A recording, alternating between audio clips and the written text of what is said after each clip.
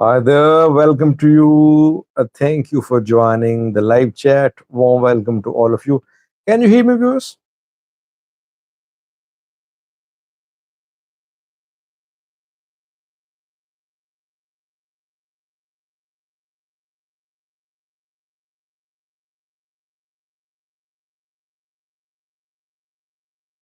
Thank you for responding with yes, my friend Elijah Kano.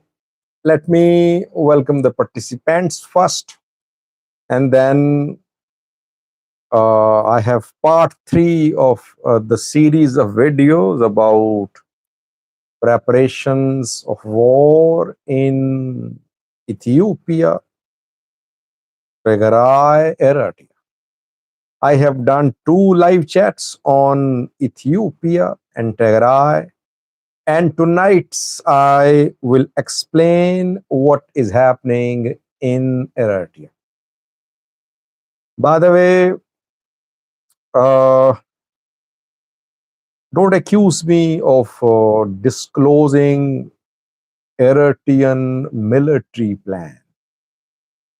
Well, this is what war preparation in Eritrea is about. What I have learned, I want to share with you. If you call it disclosure of Eritrean military plan, well, I am not deliberately disclosing anything. I just want to update you about what is happening in Eritrea.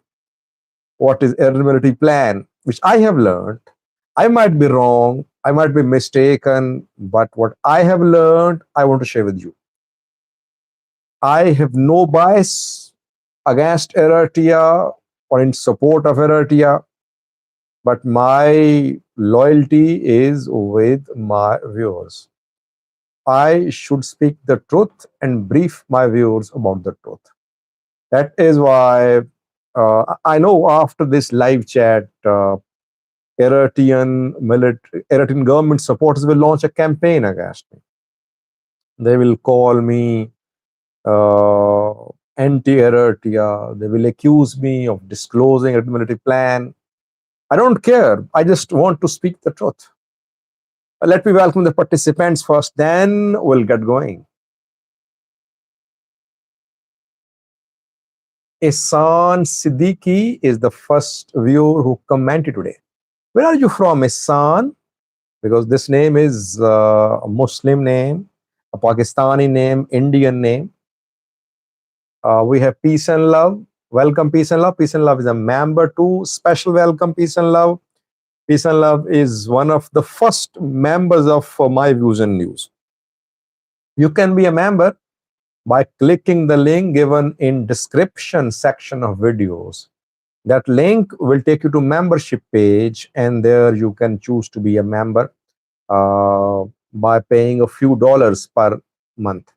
Sam Mohammed, Simon Tisfai, FKM, Kasich Telahun, Abi Raba, Allahu Akbar Koshin, BK, Shafo. Well, Shafo joined. Shafo, I could not confirm the query which you sent me through my Gmail. That's why no response, no confirmation on my side so far. Elijah Kano joined.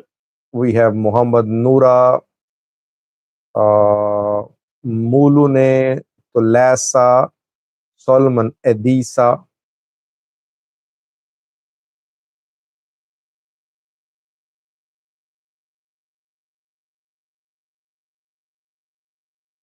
One Love here. Welcome, One Love. Prihi Watt, Isfao, Kasa, Ibrahim Said, Amche Tube, Unizuka, OLF, James Watson, James Dillon rather. Yeah, James, I did hear about Charlie. Wisdom Seeker, interesting. Imran, interesting. Kidus Helis Selassie. So many have joined. Warm welcome again to all of you.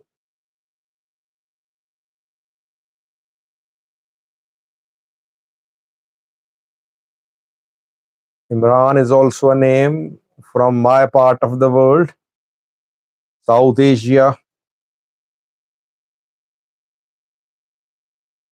No Shafo, you are a member.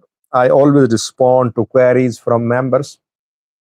I even invited members to be on my views and news.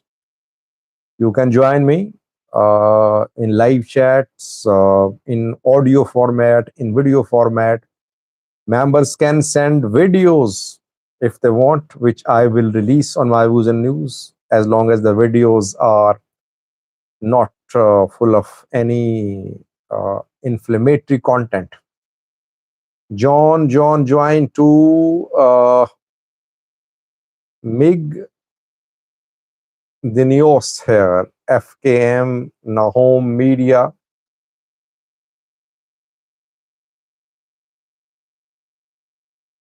Mesfin Gizahagan joined. Welcome, Mesfin. I remember your name.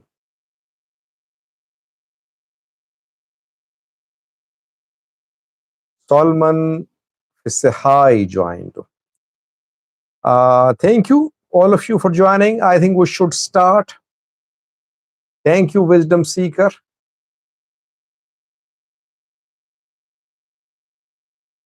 No, Wisdom Seeker. I haven't taken any sides, but problem is that uh,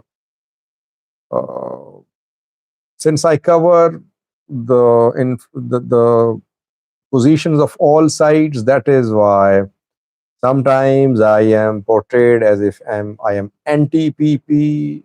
Then next day I am portrayed as pro-PP, anti-Eritrea, pro-Eritrea, anti-TPLF, pro-TPLF. I've been facing these situations for years. That is why I don't talk about neutrality now. I think my work speaks. So words, actions, they say, speak louder than words. Okay, go on. Wisdom Seeker has one example he wants to quote to show that I am biased. Okay, Wisdom Seeker, point out the example. Let me respond. Then I'll start speaking about tonight's topic. What's the example?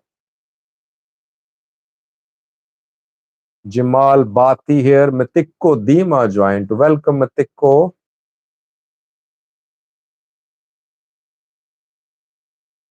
Kidu says, let's have a healthy debate. Yeah, that's why I'm asking Wisdom Seeker to quote that example which he has. I will respond. Ali Raya here. Wandimnio Tarakegan. Mike Jones, FKM. Now, Wisdom Seeker says, you point that Volkait and Raya are contested territories when it is known that they were invaded by Amhara. Well, very poor example which you have quoted, to be honest. Very poor example. Area is disputed because Amhara side says that that in 1980s, when after that TPLF made demographic changes to Humera Volkai Sagede, Amharas were expelled from here, Tigrayans were settled here. That happened decades ago. But recently, we saw in the last 5 years that Amharas then entered here. They were resettled, definitely. So it's disputed. Uh, I speak with clarity because I talk to both sides.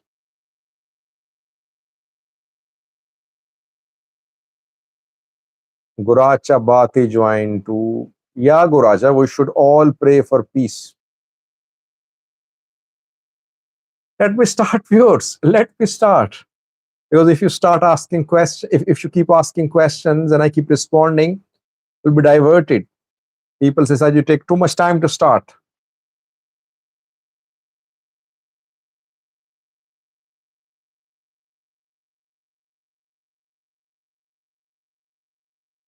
Red Moon Entertainment joined, and he always writes very critical comments, sometimes negative comments in comment section of videos. Still, you're not banned, Red Moon.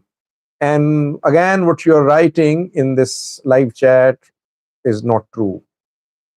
But you're in the habit of writing such comments. What should I do? I mean, let me start, viewers. Let me start. So, can I start, viewers?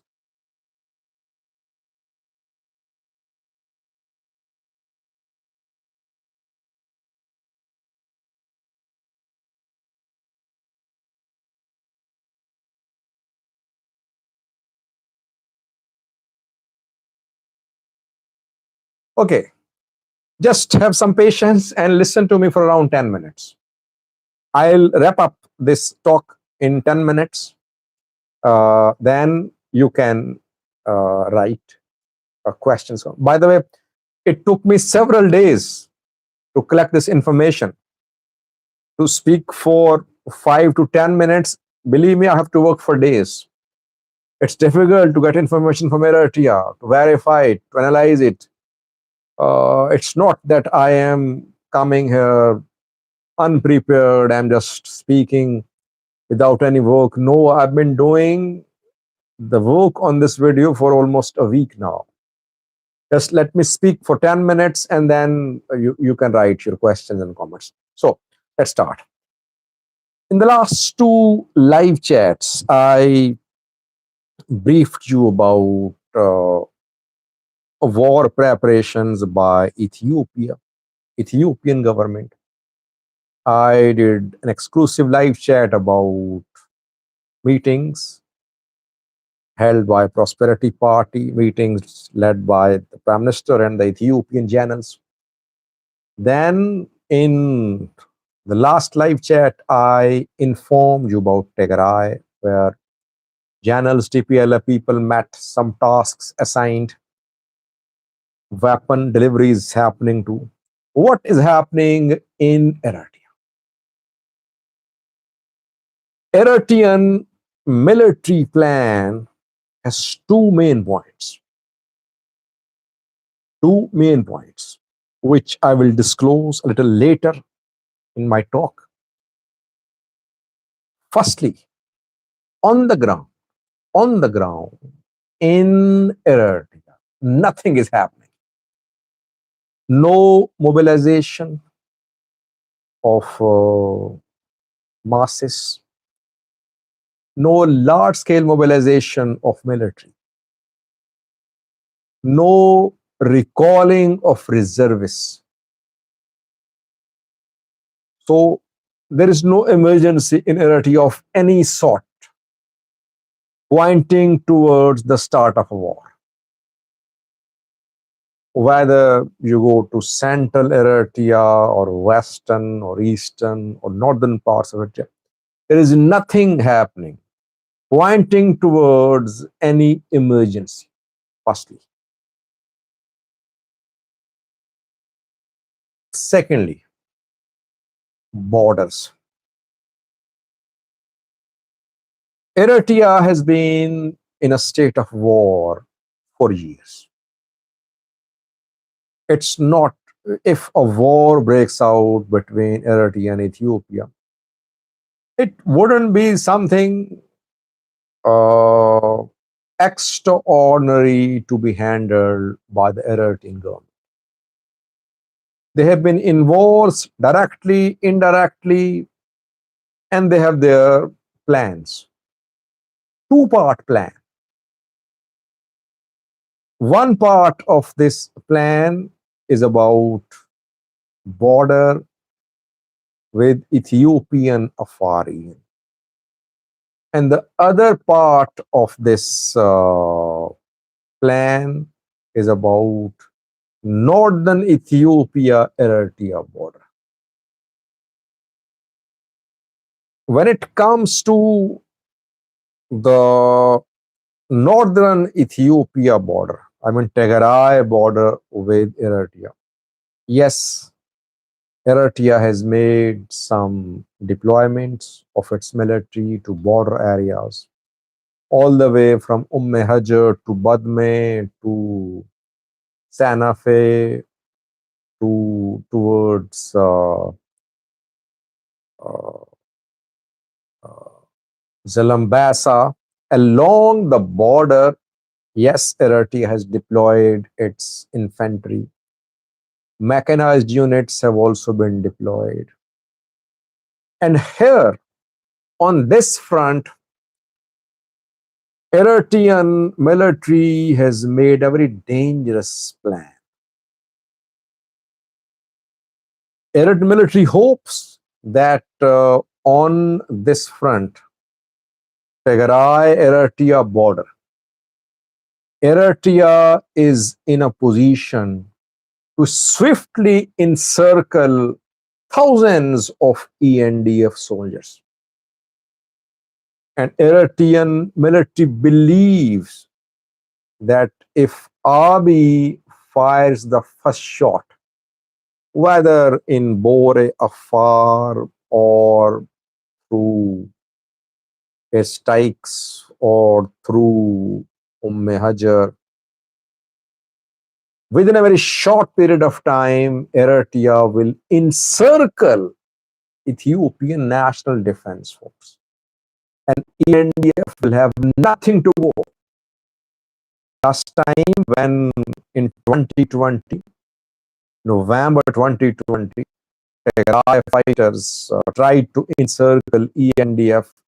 ENDF command posts, ENDF bases were attacked by Tigray fighters. Back then, ENDF fighters fled into Eritrea.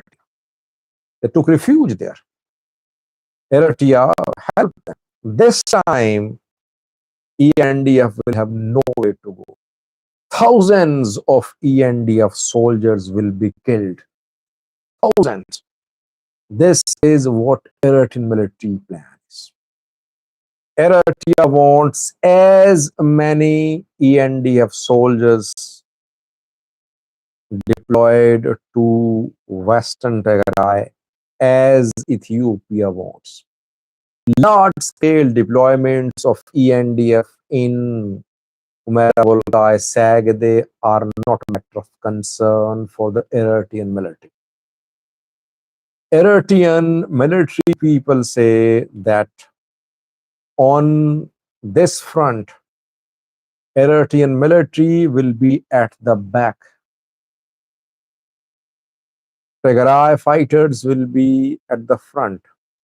Fano fighters will be at the front.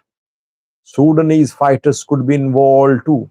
So with a very limited number of Eritrean soldiers, tens of thousands of ENDF soldiers could be encircled in Humera by Sagade.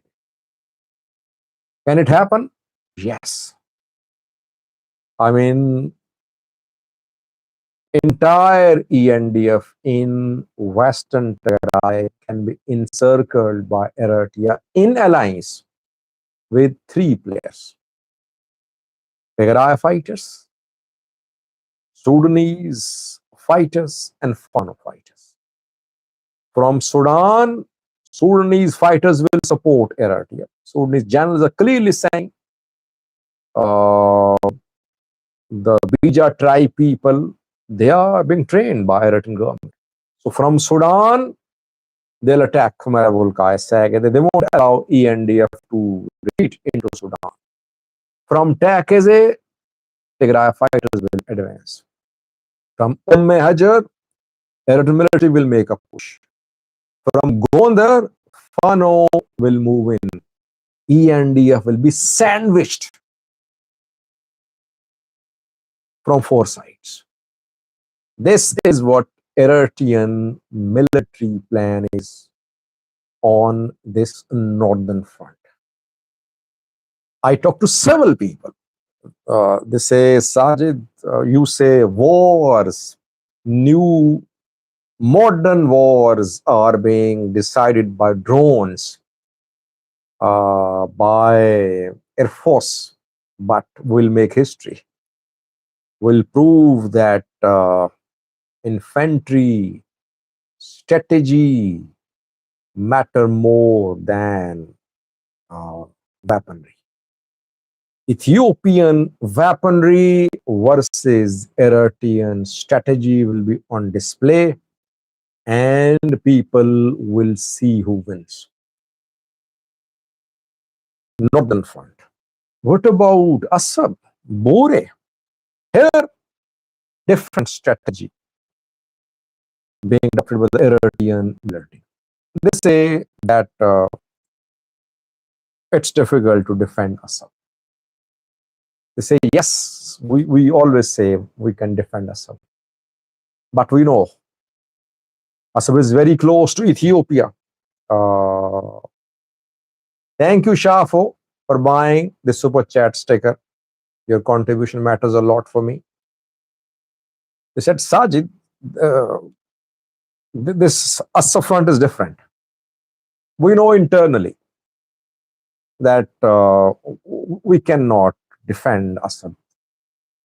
Ethiopia can definitely make a massive push towards Assab. Just 50 kilometers. Assab is around 50 kilometers from Ethiopian border, if not wrong. And the terrain is very deadly. Ethiopia has better air force, more air power. We know we'll suffer, though our forces are battle tested, battle hardened. In deserts, it's difficult to operate. But still, the air power matters too. So we know that here, on this front, 80 kilometers from Bore, Jaden says that just $11 were donated by someone. Well, even $1 matters for me. Why? Because whatever people contribute is an acknowledgement of my work. That's what matters for me. So here, things different. I mean, if Eritrea deploys its entire military on this front, even then, perhaps it will be difficult for Eritrea to defend Bore. Here, Eritrea is working on a strategy to create opposition to Ethiopian forces from within. Eritrea wants Afars to fight Afars here.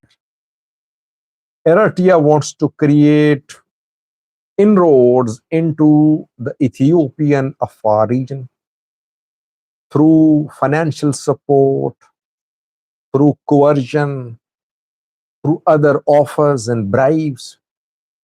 Eritrea will try to divide Afar people of Ethiopia. It will create Afar opposition groups here. It will ensure that the Ethiopian military is not united here. That internally in the Ethiopian Afar region, attacks start on the Ethiopian National Defense Force. So this strategy is different from the strategy on Northern Front. And on this front, if war happened, it will be direct war between Eritrea and Ethiopia. So ideally, Eritrea want Northern Front to be active because there EDF will be at the back. Tigray fighters on the front, Fano fighters on the front, Eritrea will not suffer major losses there. But on Bore front, on Assab front, Eritrean military will be involved in a direct fight against the Ethiopian military. And I asked a question when I talked to people. I said that, what if Ethiopia took control of Assab? They said it's irrelevant. I mean, we're not preparing to defend Assab. Ethiopia can take control of Assab. But what will happen to Ethiopia from the north will lead to a collapse of the Ethiopian government and Ethiopian military. I mean, Assab is not our lifeline, they say. Assab is not Eritrean's economy's lifeline. If Ethiopia takes control of Assab for a few days or weeks, it won't hurt the Eritrean economy. But if the massive push from the north storms through Amhara towards Banishangal Gumas, towards gold mines, towards Gerd, and towards Addis, what will be the impact of this massive storm, military storm, pushing towards Addis Ababa? This is what their military plan is. They are very calm, Eritrean side. They say they're in control. They know what they need to do. They don't need to announce any emergency mobilization. They don't need to recall reservists. With a small military, they can teach Ethiopia a lesson.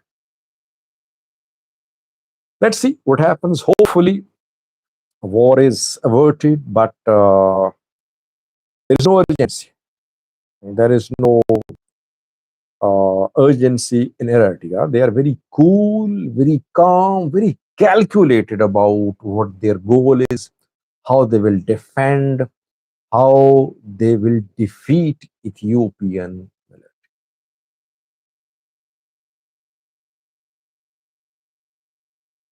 Now you can ask questions, or if you have any comments, I am here.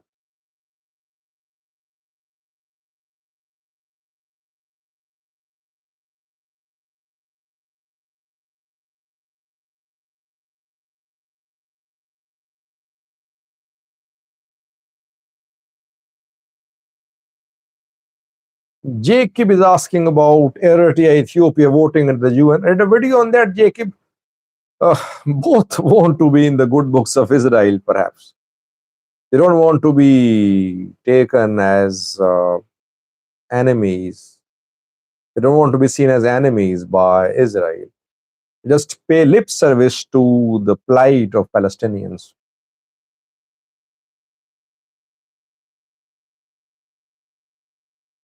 Yeah, Shafu, you're right. A blockage of this road, Ethiopia Djibouti road, could be devastating for the Ethiopian economy. This is what TPLF tried. This is what Ola tried in the past. Eritrea can do it definitely.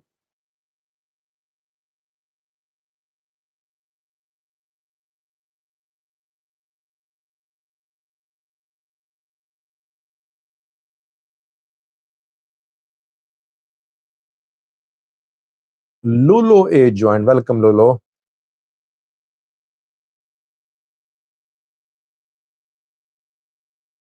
Cepheus says, Sajid, you narrated about plans, but do you know about the Ethiopian plans too? Well, I think that Ethiopia is relying more on weaponry. They're relying on strategy, weaponry versus strategy. Ethiopian military believes it has an air force, it has precision strike capability, it has drones, it has modern precision uh, weapon systems. But Eritrea is planning on another level. It would be a war of strategies, I would say.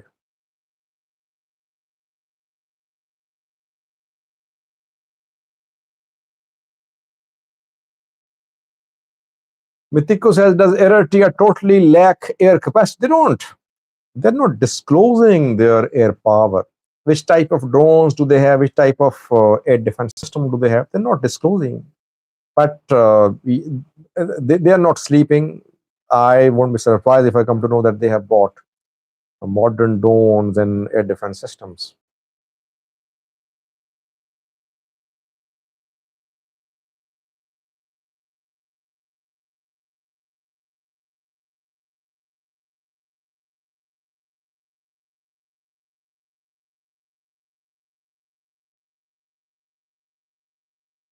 Wisdom Seeker says, what level of involvement do you foresee by the UAE, Turkey, and Egypt or Israel? Yes, this is the question, very important question. UAE is known for being directly involved in wars. That's a good sign for Ethiopia, that Ethiopian ally won't mince matters. At least in the past, UAE did not mince matters. It openly supported its friends, its allies in wars. Eritrea will definitely get support from Egypt. Egypt won't mince matters too. So these two will be clearly involved. Others will be involved maybe behind the scenes. Both will have allies. Nasfan K joined to Maga Yo said, do you think Sudan will play a role? Yeah, definitely, definitely. In Sudan, RSF are on the back foot. They are suffering losses. Sudanese military is advancing. They have taken almost entire Kordofan. They are pushing into Darfur. Bad news for Ethiopia there. Ethiopia, pro-Ethiopia RSF is on the run there. And if Al-Burhan, and strong Al-Burhan is beneficial for Eritrean government. That's why what is happening in Sudan is not a good news for the Ethiopian government.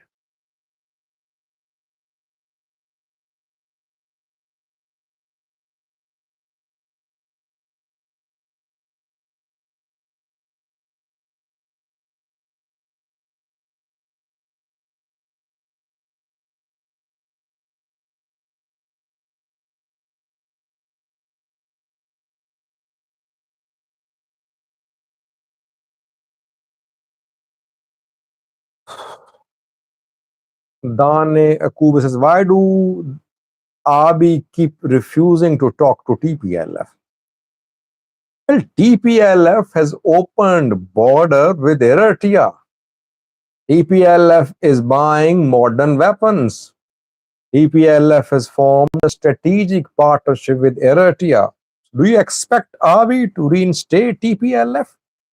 I think TPLF will have to start from zero. It will have to cut off all ties with Eritrea. Will have to start new dialogue with federal government, which is not likely, by the way.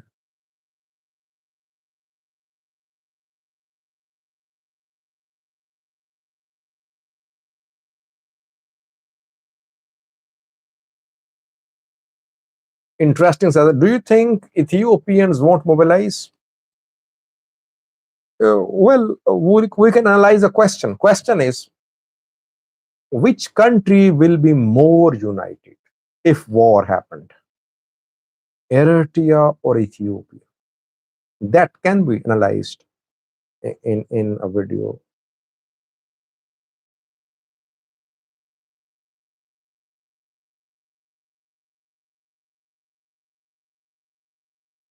Yeah, Mitiko, I think that I talk to Eritrean opposition people too, by the way. And if war erupts, they won't support Ethiopia. Even Isaias Afwerki's critics will start supporting him.